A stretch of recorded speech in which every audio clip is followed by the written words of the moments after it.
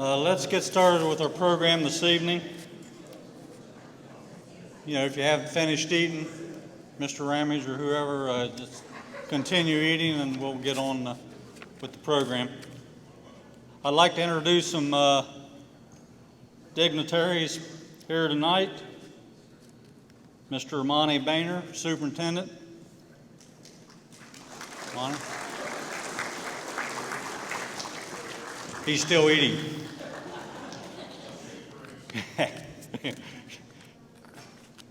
Christy Bosch, Assistant Superintendent.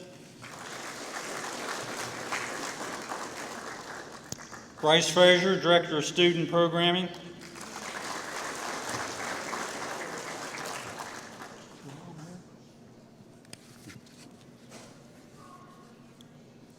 Assistant Principals, Sherry Boggs, Rob Ramage.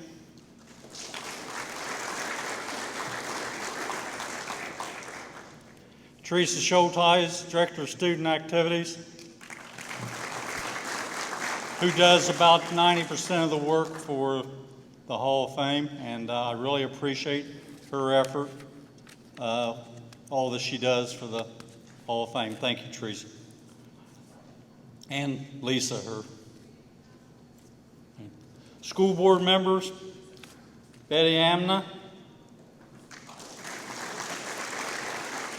John Wokes,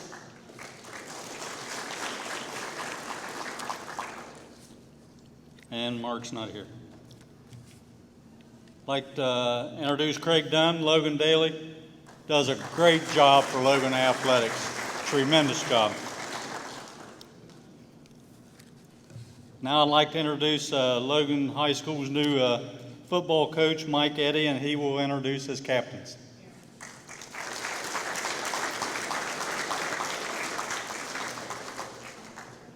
Say a few words. All right. Kind of caught me off guard. I didn't know I was going to be up here. But just like to say that it's a tremendous honor and a privilege for me to be here, having coached a little bit in southeastern Ohio a few years back. Obviously very familiar with Logan and the tradition and with this community. And for us to be a part of that, I know that my wife and I count it as a blessing. We have a lot of work in front of us. We are in the process of trying to change the culture and change the atmosphere and get back to where you expect us to be. And we're working very hard at that every day. We still have a long way to go. I think I told Mr. Dunn on Tuesday when we spoke that was game one in a very long process. And so obviously that didn't go exactly the way we had drawn it up on Sunday in a coaches meeting, but that's usually how this thing goes. But I promise you we're working very diligently, and these young men are trying to do the right things, and that's what we're asking them to do, to work as hard as they can possibly work and always do the right things. And as long as we can continue to do that, we're going to be producing great young men. And I would far prefer that over wins and losses any day, because this is the future of our community. So with that being said, our captains here with us this evening are Johnny McClellan, Braden Spatar, and Connor and Colton Ruff. All right, you guys want to go? No. Thank you very much.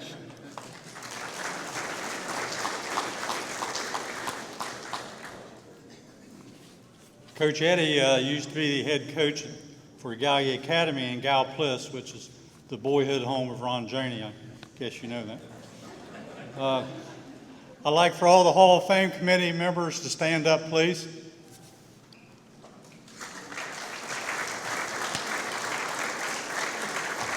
Great. Shows you the dedication they have for our Logan athletes. And seniors, remember, the whole town of Logan's behind you. You're going to remember your senior year the rest of your life. You know, I still remember plays when I played. Walking off the field and folding that leather helmet and putting it in your pants and getting out to it. So. All Hall of Fame members, please stand.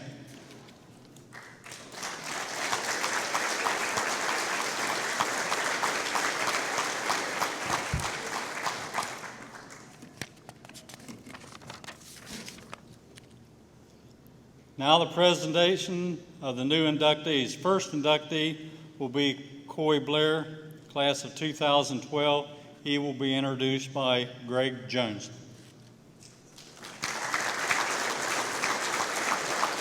You can put it up there for me.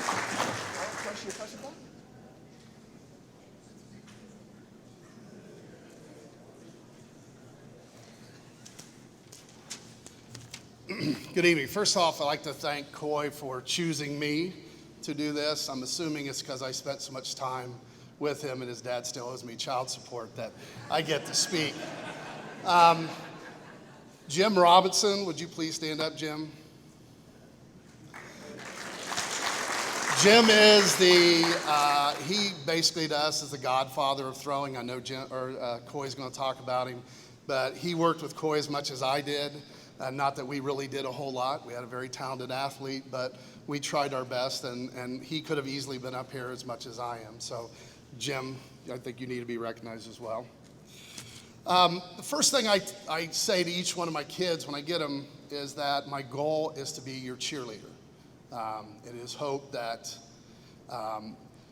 I can teach you to the point that you're so good that I don't have to worry about a lot of the daily things that end up interfering and making you a better athlete. With Coy, we donned the cheerleading outfit pretty quick.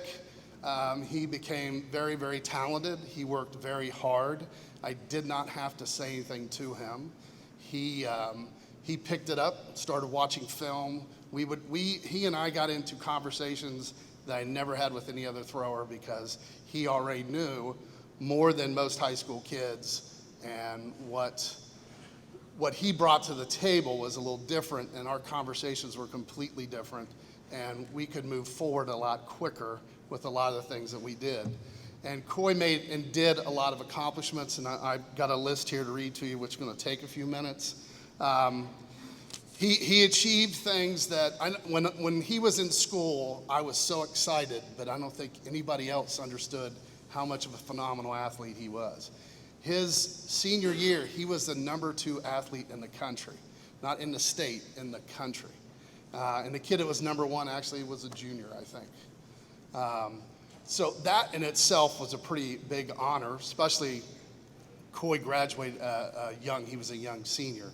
So to have that kind of a ranking, and again with track, if you know anything about track, there's no guessing, you have it or you don't, and there's a tape measure or there's a clock telling you. So Coy was ranked number 2 in the country, and that was probably one of his biggest achievements. The second one was beating the Nelsonville Stadium record in shot put, which I had for almost 30 years before he beat it. So right behind being number 2, that was his next thing. So he was 3-time league champ in shot put, disc once. He still holds the SUAL record, which is going to stand for a long time, isn't it? He has 3 district shot championships. He's the district record holder in the shot put. He was a district champ in 2012 in the disc, 3 times regional champ in shot put. He owns the regional record, which he beat, was 30 years, I think it was being held by Barry Walker from Lancaster. He was 3-time disc regional qualifier. He was a 6-time state qualifier. 6 times he was All-Ohio.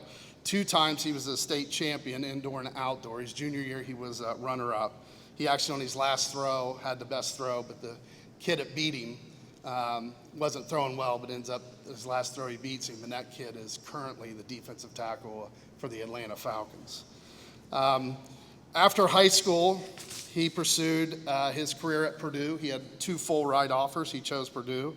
He was a 2-time Big Ten bronze medalist, which is 3rd place in the shot. 5 times he was a Big Ten finalist. 1 time he was a Big Ten Athlete of the Week. In 2013, he was a U.S. Junior National Champion.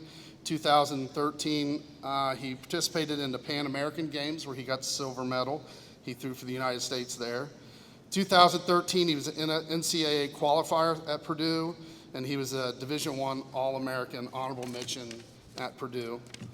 After Purdue, he transferred to Tiffin under the tutelage of Ray Robinson, who is here, who is Jim Robinson's son.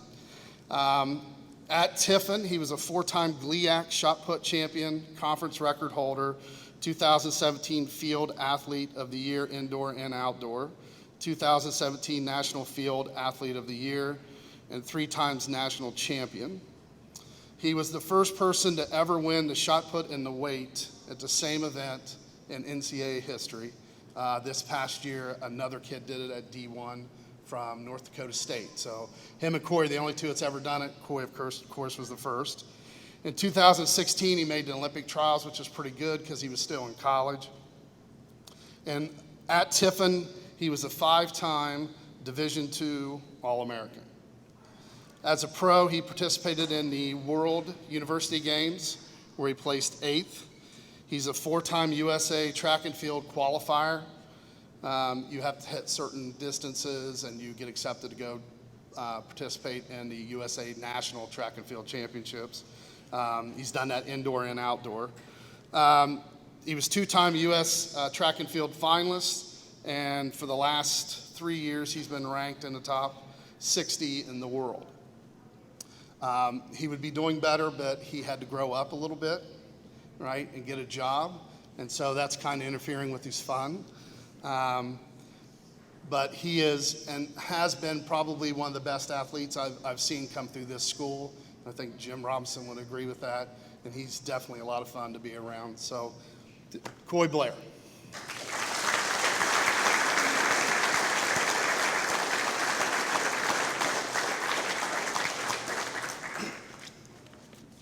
Hi. How's it going? I'd first like to thank the committee for being selected to the 2019 Hall of Fame induction class. It's humbling to be selected for a group of people that excel at sports here. Very strong tradition in sports at this school, and it's because of everyone in the community, past and present, that keep moving things forward and building that tradition. I would like to take this moment to say thank you to my wonderful fiance. Stand up.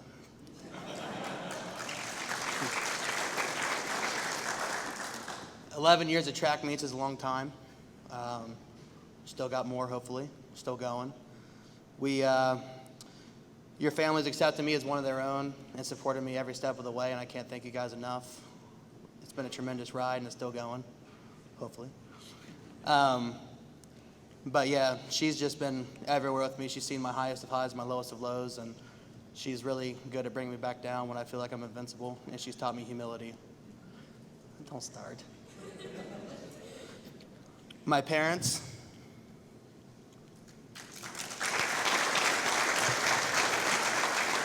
And my grandma. I won't make her stand, but if you haven't seen her, you've probably heard her.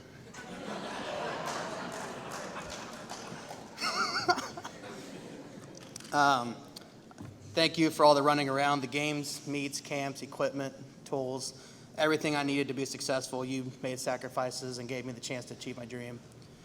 Growing up with 2 older brothers and 3 younger siblings, many sacrifices that had to be made, and you made no exception and held nothing back and gave me every chance I had. My siblings, thank you all for the bumps and the bruises and the headaches and beating me up when I needed it. My oldest brother, Colt Thompson, who's also a fellow Hall of Fame member for page flip, teaching me the love of the sport that I know today. I was fortunate to have him around at the peaks of his athletic career before mine got started. It was a wonderful learning experience, and I learned a lot just being able to watch and see how hard someone had to work to achieve something. I wanted to be just like you when I was a kid, and I did. I did it other than just a little better. I fell in love with the sport of track and field on a cold, rainy day in Athens where you set the school record your junior year. That day will be forever the day I realized I wanted to be a shot putter.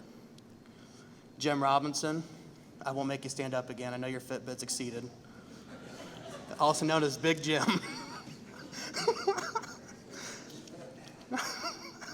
I didn't even have that in here. I can't say thank you enough for taking the time to be a part of my athletic journey since the age of 6. I remember the first time I ever met you, you were a legend in my house. My dad voluntold me that I had to pull the tape for the discus at the middle school for a high school track meet.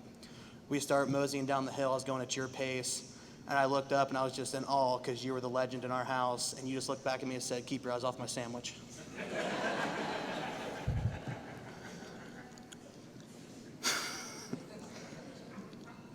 I worked every track meet I could after that just to be around you, and you taught me so much about the sport and aspects of competition and that are still carried with me today. You've seen me at my highest and my lowest points. Either way, you still make an effort to counsel, advise, and help me any chance you get, and for that I say thank you. The lowest of lows that he has seen me at was probably the Division II National Championships my junior year, which is my first year at Tiffin. On paper, I was scheduled to score 14 points, and I scored 1. And that was a pretty big blow to the team. Never being in that situation or having a chance to win it, it was one of the lowest points ever. Ray took a lot of it just because we had one of the best throws crews in the country, and we weren't doing what we needed to take care of, and the team stepped up and we won it.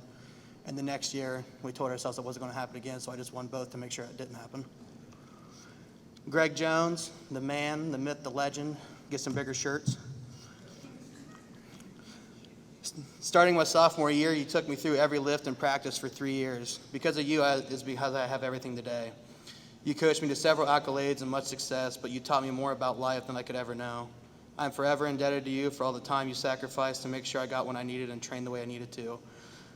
Funny thing is, you did it all with me. You lifted with me and always beat me, but I didn't stop until I won. I'm sure you can thank me for some surgeries and pain in your joints, but hey, it got me here. You are one of the finest humans I've had the pleasure of knowing, and I'm grateful to call you my friend.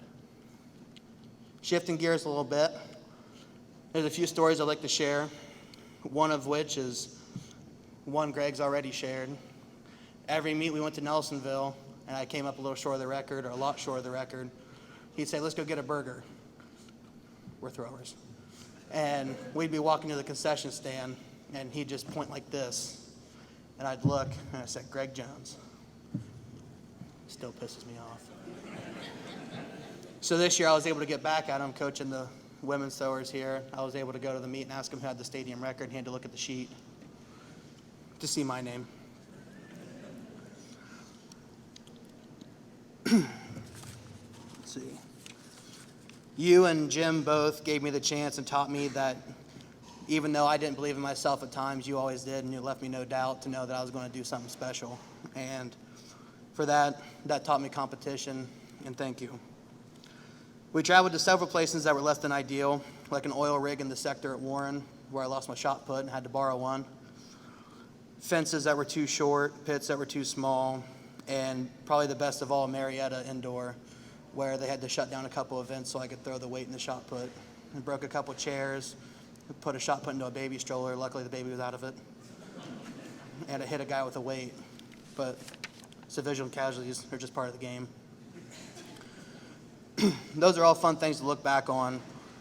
One of the best days of my athletic life is when I won the outdoor state title. The week before that, I broke Barry Walker's record for the region. We were gearing up for something special. In state meet, we had Brooks Burris, who's a class of 1996 Hall of Famer, played football at Ohio State. We had a lot of fun.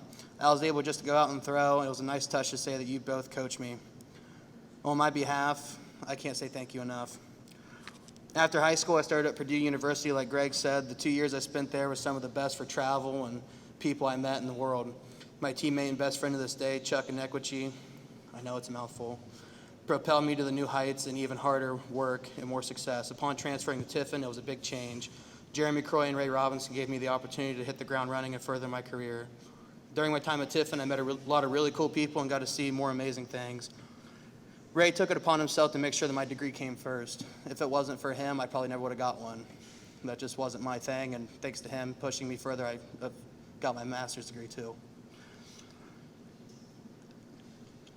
There we are. We went to the Olympic trials, U.S. championships, NCAA meets, various qualifiers, traveling all over the country, and he even left the country for the first time on a 17-hour flight to Taiwan. That was an experience. Dedication from you and the continued support has helped me achieve so much. I can't say thank you enough. The best day of my athletic career was when I secured my second national title in 2 days and helped our team win the second straight team title. As my career continues now in the professional throwing world, it's pretty much the same. Go to work, train, and eventually go to meets. All these people are still big parts of my life to continue to help me out and achieve the highest success I can. I don't know how much longer I still have to do this. I will throw for hopefully a long time, but I don't know. My family, the people at LHS past and present, my Tiffin family are always there to count on me, and I can count on them no matter where I go. To everyone here, I say thank you. To anyone I missed, know that I recognize and appreciate your continued support. Thanks again to the committee. Lastly, it's a great day to be a Dragon, and an even better day to be a Chieftain.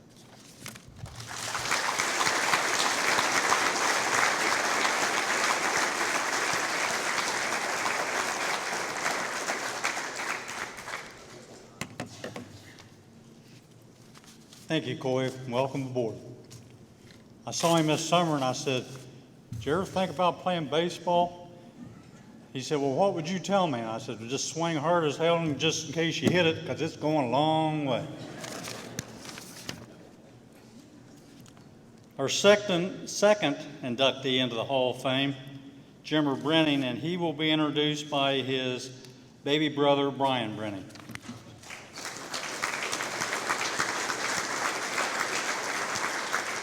Do you need me to push something? Okay. Thanks, Ron. No, unfortunately, I don't have a whole lot of stats like Greg did. It's going to be a little more from here because of who it is to me. Many grow up idolizing heroes, police officers, firemen, soldiers, Superman, whatever your thing was. But as a young man, I had the luxury of living with mine. Having a brother 10 years older, there was rarely any competition, just admiration. Over the course of my life, he's been my guiding stick, moral compass, disciplinarian, or cheerleader, whatever my life needed at the time. On the surface, as a 7-year-old boy, I just watched my big brother play high school football. Watched him play for a pretty good football team. Watched him win, watched him lose, not often, but still he lost. Watched him in the playoffs and watched him work in the front yard. Even took one of those footballs off my head. Coach Perry had a net that he would let Jimmer use, and my 7-year-old butt got in the way and took one right off the dome. But this 7-year-old boy didn't know the lessons being taught to him at the time. I was being indoctrinated to what Logan football was about. At 7 years old, I could tell you names and jersey numbers of his teammates. I could tell you how fast Paul Clark was. I could tell you how well Rodney Kranitz could catch the ball, or how everyone feared Curtis Rose. I never knew how good Jimmer Breining was. I never knew how important he was to his team, or maybe even more importantly, how important his team was to him. To this day, he will say that he does not deserve this entitlement, how lucky he was to be on such good teams, or how important his teammates were to his success. But I can tell you firsthand, his humility has never wavered. His natural ability and his desire not to lose kept him on top of his game, even to this day. Look at him, he's 50 years old, and he could probably still play right now if Coach Eddie'd give him pads. He casts a large shadow, one that I feared to compete with during my formative years. I carved my own path in the military, one that he would ironically follow later. And once back from training, I ran into Coach Huntsberger and Leroy Herman DJing a pool party. I asked Coach Huntsberger if he needed any help, and he said he was full, but he introduced me to Leroy. After a couple seasons with Leroy, we'd moved up to the 8th grade, and I finally talked my brother into coming out and helping. And for the next decade, we got to learn, work, and grow with Leroy's guidance and the mentorship of Coach Amix's staff. Starting with the football season of 1999, there were only 4 years in 18 that I didn't walk onto the football field as a coach without my brother, my hero. Coaching with my brother rekindled a relationship that was years in the making. Since then, we've been closer than ever, friends, best friends, and more importantly, forever teammates. Jimmer Breining.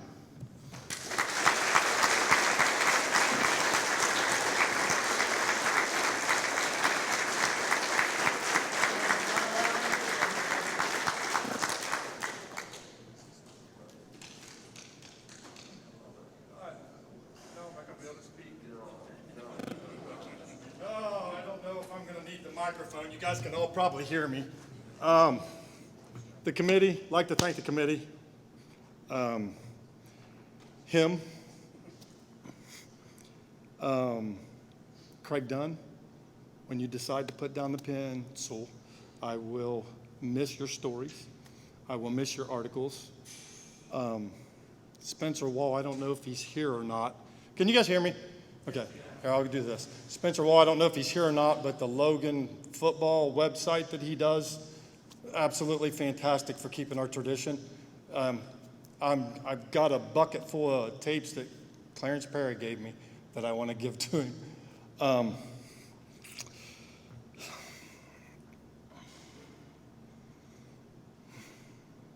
Okay, sorry.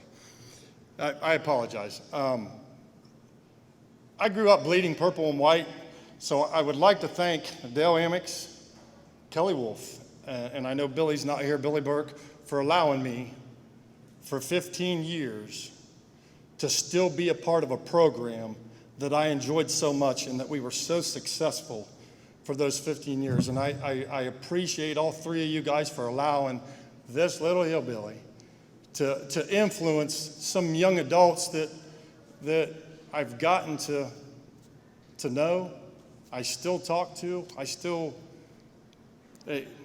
make friends forever. They're friends forever. I'm supposed to thank my parents. Gosh, I better do that, huh? Same as Coy for giving me everything I needed. Whatever I needed, I pretty much got. Cleats, balls, whatever. Didn't matter. And I'm getting nervous now because I know what I want to say, and it's hard. I'd like to thank my wife for those 15 years that she put up with, especially my work schedule, because I wasn't a teacher. So for 15 years, she did one hell of a job of raising my son and my daughter, and I really appreciate you doing what you did. Because they turned out both to be wonderful, wonderful, wonderful people. My daughter, who I'm going to embarrass right now, because for me, as a football player, the running through the L at the beginning of a game, there's no better rush. And if you've never done it, then you might not understand. But there's the excitement when the band starts playing that fight song, and you hear 3,000 people start screaming, there's no better feeling. So be proud of what you did, girl. Oh, and she worked her butt off to be the head majorette. So when you're out there Friday night watching, please give her an amen. She worked her butt off.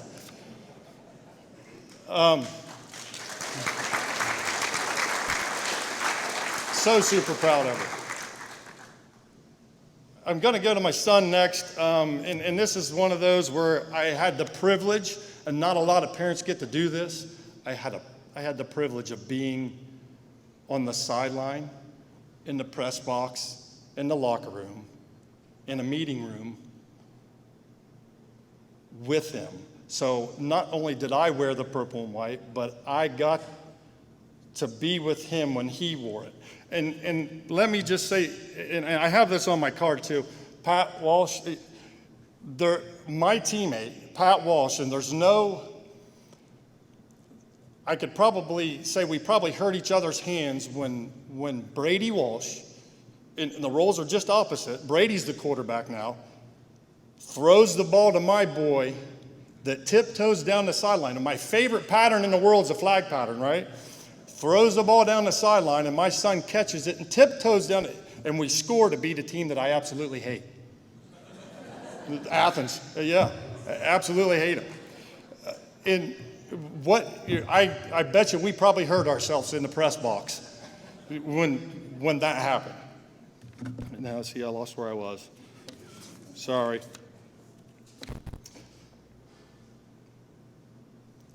And again, I guess I've already talked about this, but not only did I get to coach my son, but for 15 years I got influenced by other players. I mean, I could sit and name all if either they've touched me or made me work harder as a coach. Zach Adams, Clay Morgan, Coakley Colin Stows, John Neff, Pat. Mike, Corey Kissling, I got to affect. Mark Potter was one of my guys. Bobby Joe Hughes, who, and this is the friendship part to me. Bobby Joe Hughes was such a good friend to me. Hopefully I can do this without getting too emotional. Bobby Joe Hughes was such a good friend to me. When I went to Iraq, I came back from overseas, from being in Iraq for 9 months, and I made it just in time for him to get married. And I was invited. And the biggest hug I got from that young man, because I made it back for his wedding, and he knew I was safe. Those kind of relationships that you build for 15 years, priceless. I mean, that's like the credit card. You know, that kind of stuff is priceless. I can talk to any of the former players that I've had that were in my little group. See, as coaches, you get little groups, right? You're a running back coach or you're a receivers coach. And those guys that have affected me, you have no idea the impact they have on me. Phenomenal. I'm going to kind of do this backwards, so I'm going to start with the coach. So I know he's not here, but from the bottom of my heart, you'll always have a place. Leroy Holman will always have a place. And I would say that's influence number 4. So now I'm going to jump back. I'm going to probably tell you a story, okay? 1982-ish, my mom's passed away, so I couldn't find any. I had a paper clipping, and I couldn't find it. So my mom's passed away, and she would probably remember the day and the hour and the minute that it happened. But if you remember Carborundum baseball field, anybody remember the old Carborundum baseball field down on the east end of town? Oh, amen. Midget league. I was on third base, right? And this story's going to lead to my first 2 influences. I was on third base, and they tried to pick me off. Ball got away from the third baseman. So I sprint for home, right?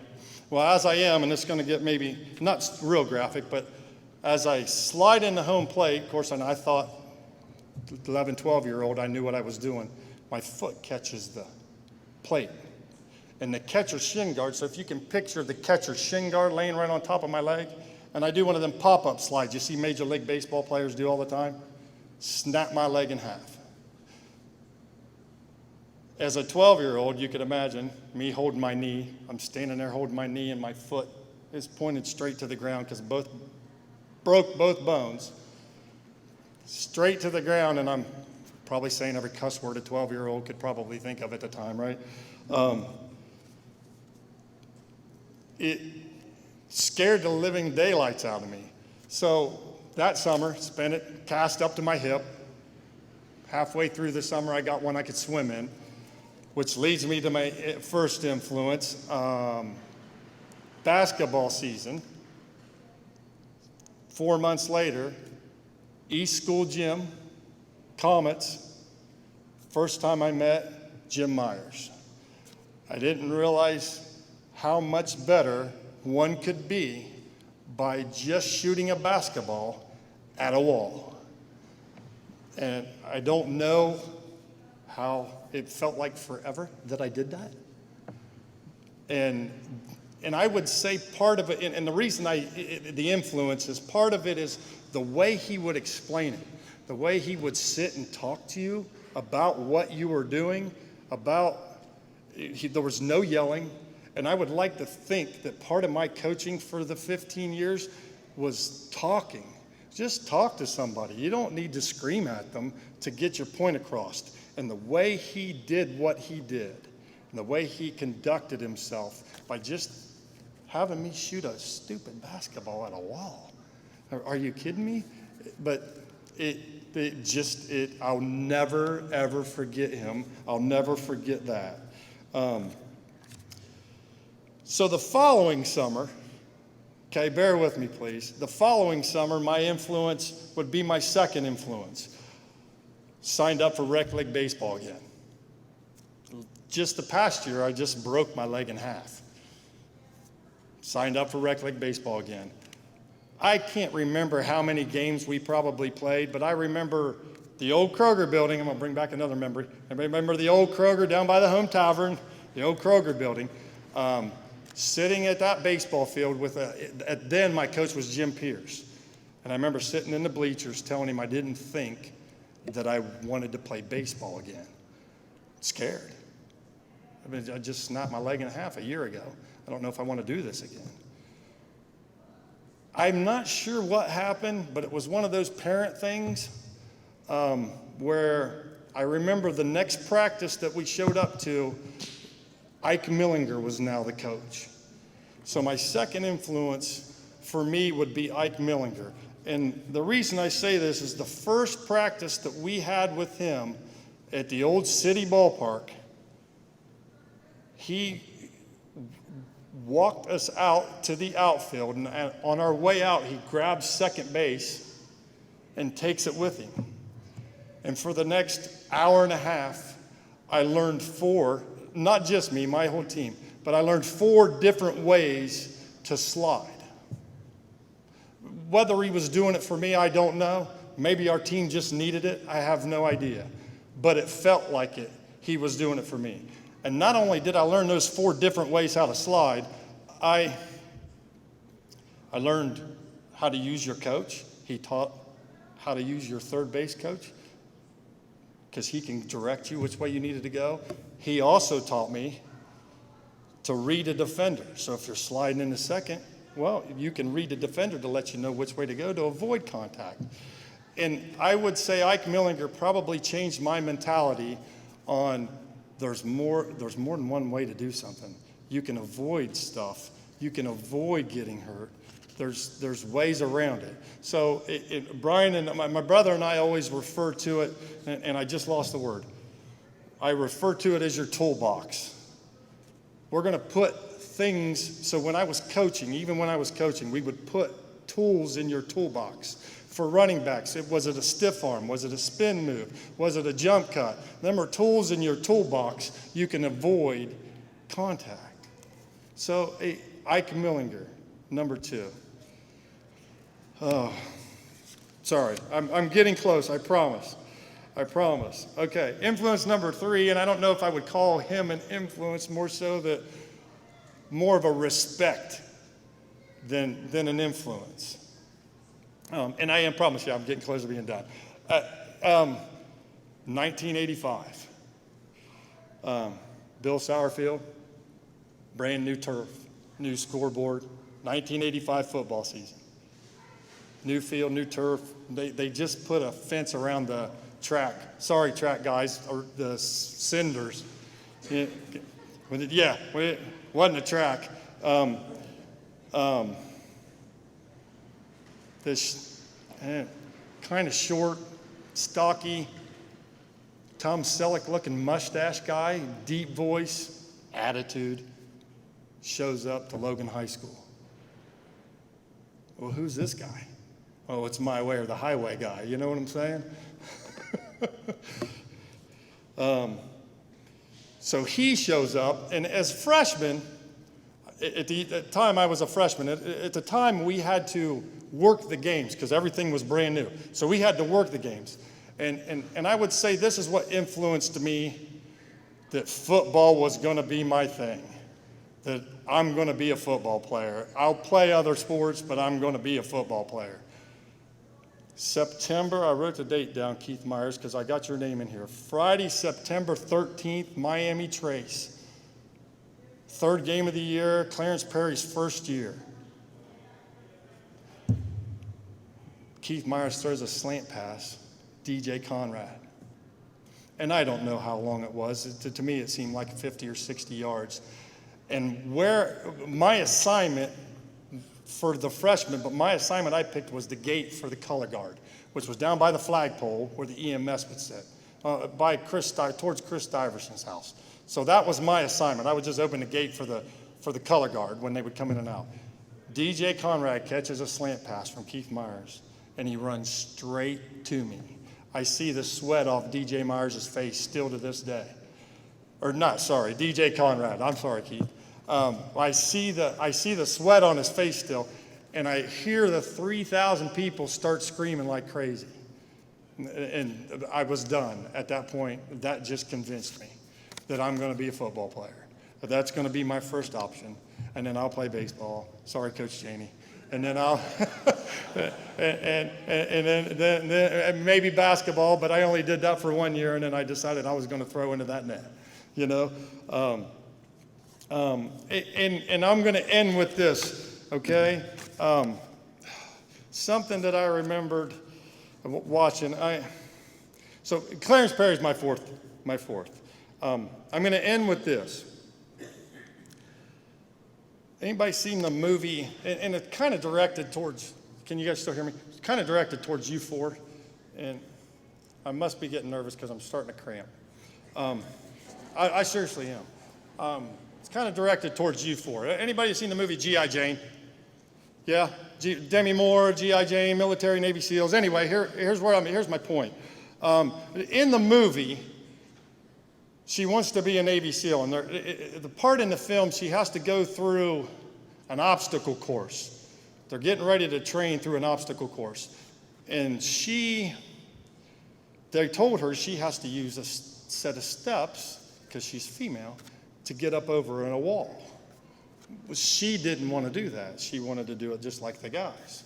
Well, in the movie, once she gets to the wall, she shoves the obstacle or shoves the steps off to the side, and she's trying to get help from her teammates, her battle buddies. Okay, help me up over the wall. I helped you, you helped me. So, kind of cut to the next scene. All the soldiers are standing in formation, and they're getting ready to get dismissed. And before they do, the Master Chief in the movie, if you can picture the movie if you've seen it, the Master Chief tells everybody to stand at ease, and he jams a shovel into the chest of the guy that didn't help her, okay? Just jams a shovel right in his chest. So this Master Chief, to this private, just jams a shovel right in the chest. And I wrote it down as the quote. And this is what he said to him when he shoved that shovel into his chest. He said, "For however brief your time, or however brief a time you are on this island, there are two words that you will learn to put together." And he said, teammate. Now, with that said,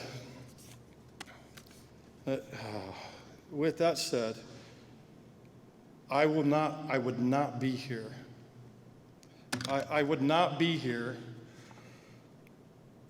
Eric Graham, without Eric Graham, without Scott Bunoff, without Mike Walsh, without Jeff Witt, and I'm going to do the rest off memory, without John Godfrey, without Arnie Fisk, without Matt Shaw before he broke his arm in the DeSales game, without Eric McDonald, without Craig Wolf. I wouldn't be here without Big Curtis Rose. I would not be here without Jose Medina. I would not be here without Bryce Frazier, Ron Walker, Nick Meniscus. I would not be here without Pat Walsh. I would not be here without Ryan Wilson. I would not be here without Paul Clark. I'm sure that I forgot somebody, but again, I didn't look at my plaque. I went totally off memory, and I appreciate it. I am honored by you can't even imagine how honored I am that our name is going to be forever fixed to this school. And from the bottom of my heart, thank you all very, very, very much. Appreciate it.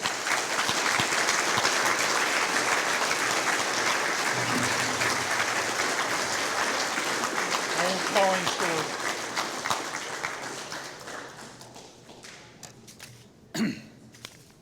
I was very fortunate to coach Jimmer in football and baseball. Great kid. You know, somebody says, well, you coach this person, or I said, yeah, he's a great kid. And he said, kid, hell, he's 58. I said, but one thing about coaches, they're always kids to us, no matter what. Love you. Our third inductee, Chris Tolliver, be introduced by Kevin Dunnigan.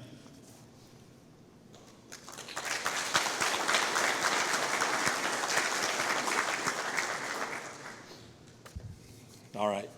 Can you hear me all right? On a personal note, I would just like to say congratulations to Coy. Coy, you were my daughter's throw coach last season at track. The one thing that as a coach I try to do, and I know most coaches try to do, is have kids believe in themselves. You were able to do that. She earned her first varsity letter because of your tutelage and what you were able to do, and I appreciate you very much for doing that. On a personal note for Jimmer, 7 or 8 years ago, Jimmer and I and his brother Brian decided that we wanted to be basketball officials, and I don't know what we were thinking at the time. I guess we were just up for the abuse, but Jimmer and I were friends, but we weren't like really, really good friends. And in that time on the road together with Brian and, you know, hanging out as much as we did, we became really, really good friends. And now we sit on my back porch and we talk and we eat sandwiches and do things that adults do. And Brian is the same way. And Brian and I and Jimmer and my brother Nick are probably as close 4 guys as I've ever been a part of in my life. And I just want to say congratulations to you. It means a lot that you got to do this tonight, and I'm really proud of you. So, moving on. In 1969, my dad, George Dunnigan, came to Logan High School. He was here because of a job that was offered to him by George Hummel, who I believe is in the Hall of Fame as well. My dad was able to become a track coach and a cross-country coach, winning the first league title for Logan in 1973 in cross-country. He coached with George Stump, who's also in the Hall of Fame, and he also coached with a gentleman by the name of Dave Eberts. And for the last 40 years of my life, anytime my dad asks about track, he brings up Chris Tolliver. He talks about Chris Tolliver immensely. He talks about the things that he did. He speaks very highly of Chris 40 years later. And he wanted to be here tonight, but he's in Upper Michigan. He's almost 9 hours away, and he had a heart attack 3 weeks ago, still recovering from that. But he was able to send an email, and he wanted me to read this tonight on behalf of Chris and the things that he did, so I'm going to do that now. My dad started off saying, a once-in-a-lifetime athlete for a coach. In the early 1970s, I was fortunate to be track and cross-country coach at Logan High School. During my tenure, we were very fortunate to have Chris Tolliver on our track team. He was the finest high school track athlete I have ever had the privilege to be associated with. I can still see those long legs stride past every opponent he ever faced. I can still remember George Stump and I looking at our stopwatches in amazement at the times Chris would put up.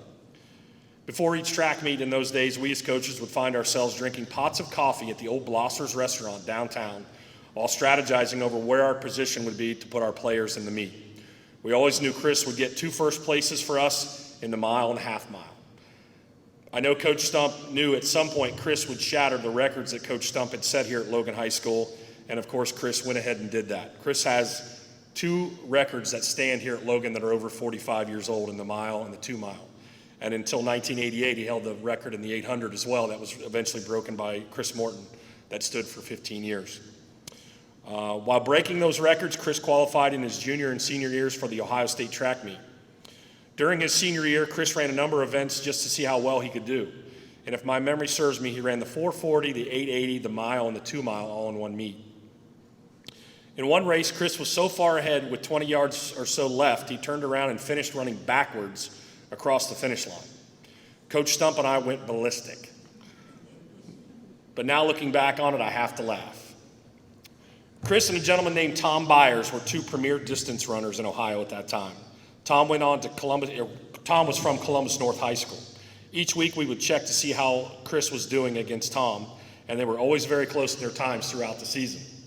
Tom went on to run at Ohio State and later qualified for the 1980 Olympic team. Following the season, Tom contacted Chris, encouraging him to become teammates with him at OSU. Also, in addition to Tom, Dave Waddle at Bowling Green, an Olympic gold medal winner in the 880, wanted Chris to join him at Bowling Green. Kent State had 3 Olympic track stars who also recruited Chris. There were a number of schools that were interested in Chris as well that all wanted him to join their program at their school because of the talents he had. I understand that Chris has been selected for induction into the LHS Hall of Fame, and in my experience as a coach, Chris has to be the finest track athlete I've ever coached or seen.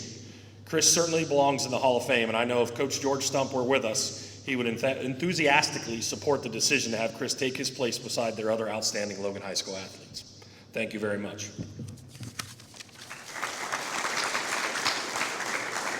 And I believe Chris has family here that would like to say something on his behalf, or? No? Okay. Thank you very much.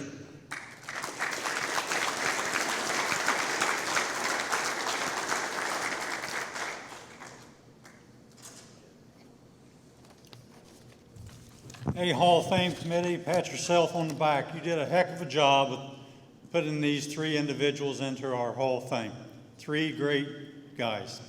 Thank you.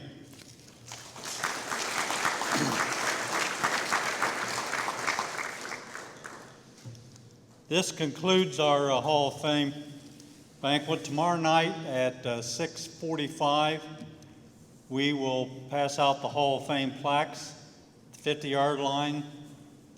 The three inductees be down at the Logan High School bench, and I'll meet you there, and we'll get it. You'll be officially a member of the LHS Logan High School Hall of Fame. Very, very deserving. Thank you all for coming.